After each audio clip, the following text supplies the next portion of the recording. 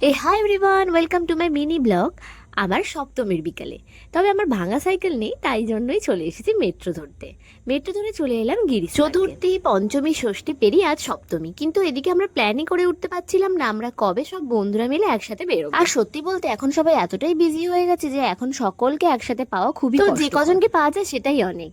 আর আমরা গিরিশ পার্কে নেমেই চলে গিয়েছিলাম চোর বাগানের ঠাকুরটা প্রথম দেখতে। ওখানে প্যান্ডেলটা তৈরি হয়েছিল মিরর জাতীয় কোনো মেটেরিয়াল দিয়ে। আর বাইরেটা তো এরকম দেখলেই, ভেতরটা ছিল খুবই সুন্দর। আর প্রতিমাটা তো দেখতে অসাধারণ। প্রতিমার স্টাইলটাও ছিল একটু অন্য রকমের। নিচে বসে আছে কার্তিক, গণেশ, লক্ষ্মী, সরস্বতী। আর আমি তো বেশ কিছুক্ষণ ধরে প্রতিমাটার দিকেই তাকিয়েছিলাম, আমার এতটাই সুন্দর লাগছিল। তারপরে আমরা ওখান থেকে বেরিয়ে চলে গেলাম কাশী বসু লেনে। গিয়েই দেখি প্রায় 1.5 কিলোমিটার আগে থেকেই এত লাইন।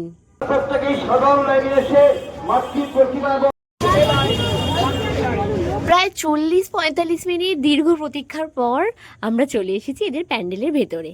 এখানে তো প্রচন্ড ভিড়। এবছরে এখানে থিম ছিল লীলা মজুমদারকে কেন্দ্র করে। তো এখানে একটা লাইভ পারফরমেন্সও হচ্ছিল, এটা আগে দেখি চল।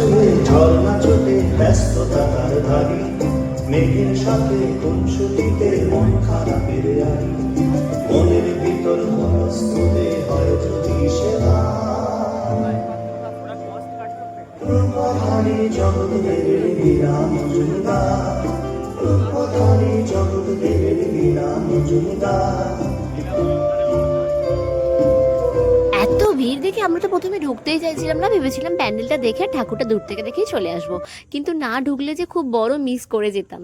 তো এসে তো পারফরমেন্সটা দেখে সত্যি খুব ভালো লাগলো। তারপরে আমরা চলে গেলাম দর্জিপাড়া সার্বজনীনের ঠাকুরটা দেখতে। এখানে এসে দেখি পুরো পাড়া যেন হয়ে উঠেছে এক গোয়েন্দা পাড়া। বিশেষ করে গোয়েন্দা প্রেমী মানুষরা এলে তো এখানে খুবই ভালো লাগবে। এখানে প্রত্যেকটা বাড়ি গোয়েন্দার কিছু থিমে সেজে উঠেছে। আর এই যে দেখো, প্যান্ডেলের প্রথমে লেখা রয়েছে রহস্য রোমাঞ্চ।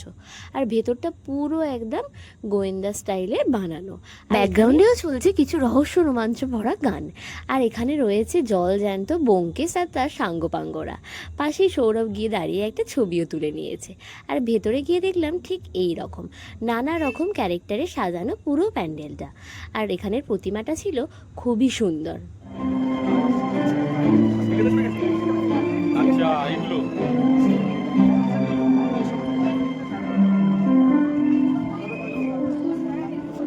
এখানে এরকম থিম আর সাথে এরকম রোমাঞ্চকর গান শুনে যেন গাটাই পুরো ছমছম করে উঠলো।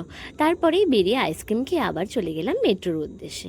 মেট্রো থেকে নেমে এক সাইডে এসে আমরা গেলাম একটা মোমোর দোকানে মোমো খেতে। মোমো খেয়ে ঘড়ির দিকে তাকিয়ে দেখি ঘড়িতে এখন অনেক বেজে গেছে। তো বাড়ি যেতে হবে, তারই মধ্যে আমার সৌরভে চা খেতে ইচ্ছা করে গেছে। তো চা খেতে খেতে এই ব্লগটা আজকে শেষ করছি এখানে। আবার দেখা হচ্ছে নতুন কোনো মিনি ব্লগ নিয়ে।